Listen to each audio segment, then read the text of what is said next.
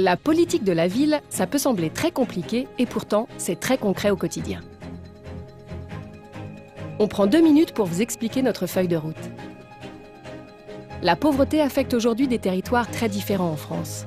Dans certains endroits, plus pénalisés que d'autres, les inégalités ont atteint un niveau insupportable. En 2012, un habitant sur 4 des US était au chômage. 1 sur 4 renonçait à des soins pour des raisons financières. Et les jeunes étaient particulièrement victimes de discrimination liée à l'origine ou à l'adresse. Dans certains territoires, on attend plus longtemps son bus, on ne trouve pas de place en crèche, le Pôle emploi manque de personnel.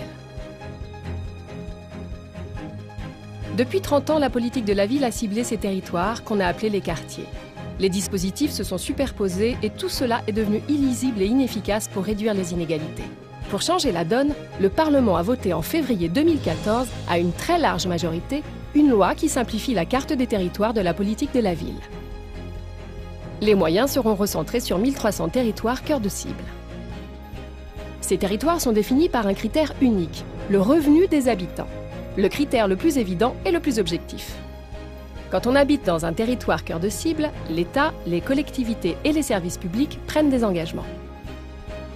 Par exemple, la région s'engage à réserver au quartier 10% des fonds européens pour le développement économique et la formation. Pôle emploi renforce le nombre de conseillers dans ses agences et réserve 15 000 emplois d'avenir pour les jeunes. C'est aussi dans ces territoires que l'État créera les écoles de l'entrepreneuriat et que l'Éducation nationale cible pour les enfants 40% des ouvertures de classes en faveur de la scolarisation à 2 ans. Parmi ces territoires, 200 connaissent des difficultés supplémentaires liées à des habitats très dégradés. 5 milliards de subventions nationales y seront investies pour améliorer le cadre de vie des habitants. Tout ça, c'est écrit dans un contrat de ville. Il traite dans une même dynamique les actions en faveur des habitants, les interventions sur le cadre de vie et le développement de l'emploi. Les mères isolées et les jeunes sont la priorité centrale de ce travail. L'objectif, c'est la solidarité entre les générations. Et vous dans tout ça? La réforme prévoit la mise en place de conseils citoyens composés d'autant d'hommes que de femmes.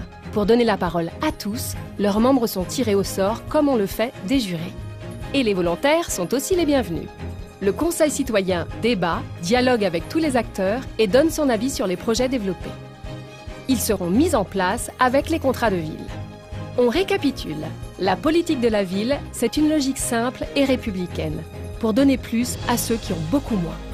On concentre les moyens, on mobilise tous les acteurs et on vous associe aux décisions.